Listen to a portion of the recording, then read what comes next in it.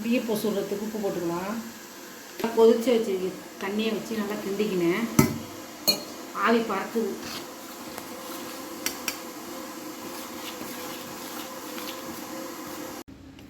இதுமாரி வெந்நீர் ஊற்றி நல்லா பனைஞ்சாச்சு. நல்லா சாஃப்டாகவும் இருக்குது மாவு. இடியப்பம் உரலில் வச்சு புழிஞ்சிக்கலாம்.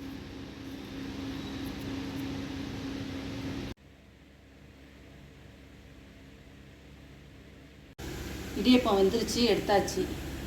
கோழியானம் காய்ச்சி வச்சுருக்கோம். இடியப்பத்துக்கு ஸ்பெஷல் கோழியானம். கோழியானம் காய்ச்சியாச்சு.